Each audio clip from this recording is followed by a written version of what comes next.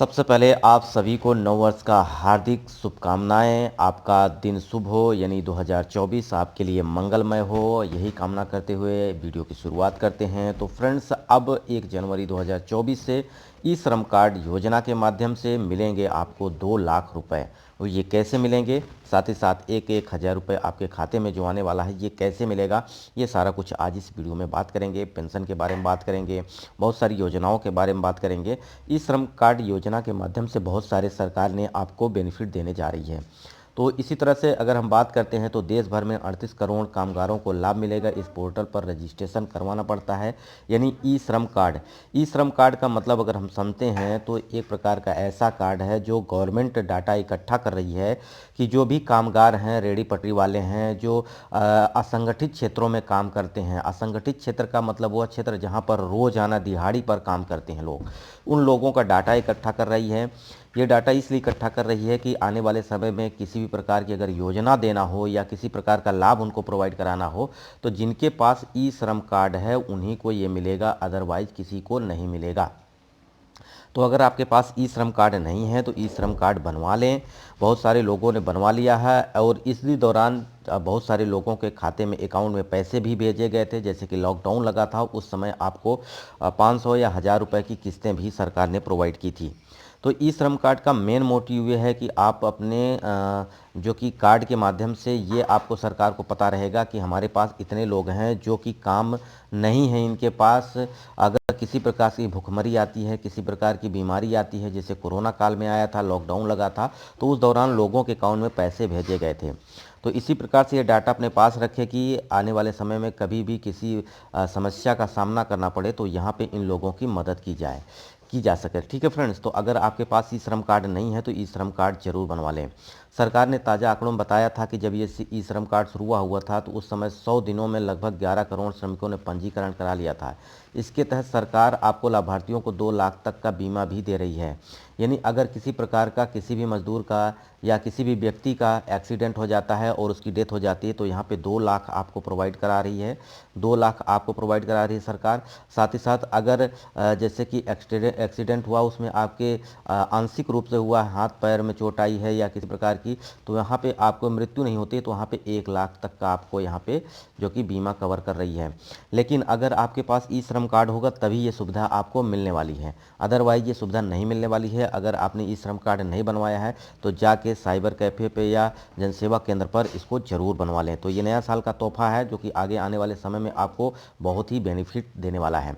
प्रधानमंत्री मानधन श्रम योगी प्रधानमंत्री श्रम योगी मानधन योजना के अंतर्गत आपको पेंशन ये 3000 रुपये प्रोवाइड कराई जाएगी जब आपके पास ई श्रम कार्ड होगा। अगर ई श्रम कार्ड नहीं है तो आपको कोई बेनिफिट नहीं मिलेगा, ये ध्यान रखिएगा। ठीक है, तो ई श्रम कार्ड आप जाके बनवा लीजिएगा।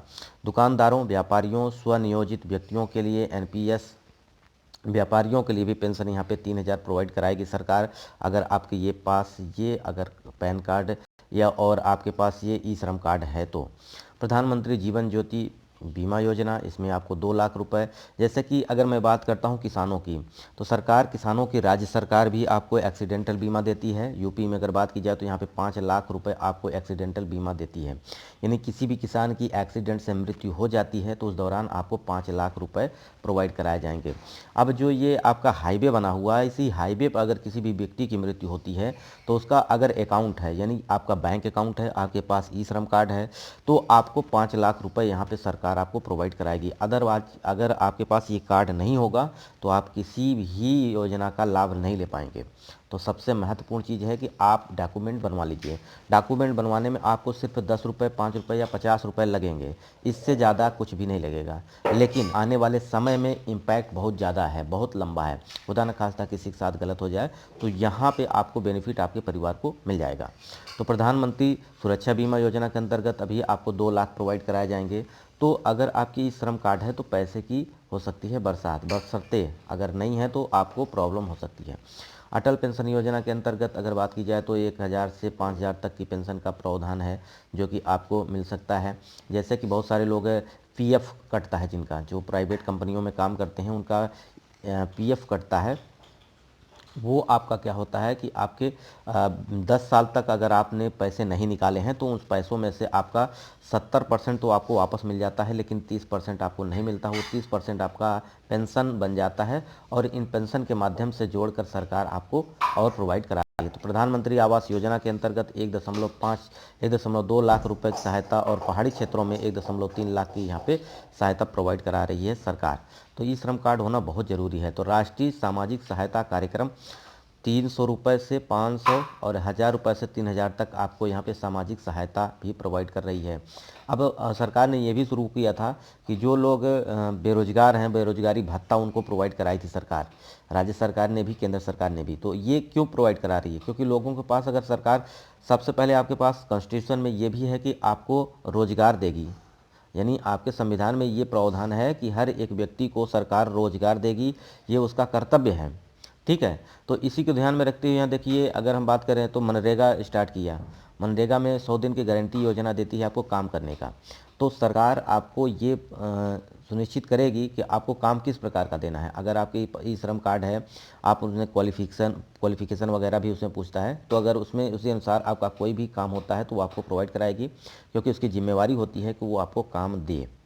ठीक है, तो ये सारे उसमें फ़ायदे हैं। तो आयुष्मान कार्ड, प्रधानमंत्री जन धन आरोग्य योजना के अंतर्गत उसमें 5 लाख रुपए का आपको मुफ्त इलाज भी फ्री है अगर आपके पास ये कार्ड है तो। ठीक है, तो ये कार्ड होना बहुत ज़रूरी है। बुनकरों के लिए स्वास्थ्य बीमा योजना, लाभार्थी यानी 15,000 रुपये तक यहाँ पर आपको बीमा भी प्रोवाइड करा रही है। राष्ट्रीय सफाई कर्मचारी वित्त विकास निगम किसी भी व्यवहार आय सृजन योजना के लिए वित्तीय सहायता प्रदान करेगी। तो ये सारे यहाँ पे सरकार के द्वारा सुविधा आप लोगों के लिए ही कराई जा रही है। तो हाथ में मैला उठाने वाले पुनर्वास के लिए स्वरोजगार योजना के अंतर्गत 3,000 रुपये का यहाँ पे प्रावधान किया गया है। महात्मा गांधी नरेगा योजना के अंतर्गत 100 दिनों की सीमा के अधीन 15 दिनों के भीतर काम करने का हकदार है। यानी कोई भी व्यक्ति है, सरकार उसको काम देने के लिए भी बाध्य है। क्यों? क्योंकि कॉन्स्टिट्यूशन में लिखा है हर एक व्यक्ति को काम मिलना चाहिए। रोजगार देने का प्रावधान दिया गया है। तो अगर रोजगार नहीं देती है तो यहाँ पे उस पर आप सवाल उठा सकते हो सरकार पर। तो यहाँ पे नरेगा के माध्यम से आपको जो कि काम मिल रहा है।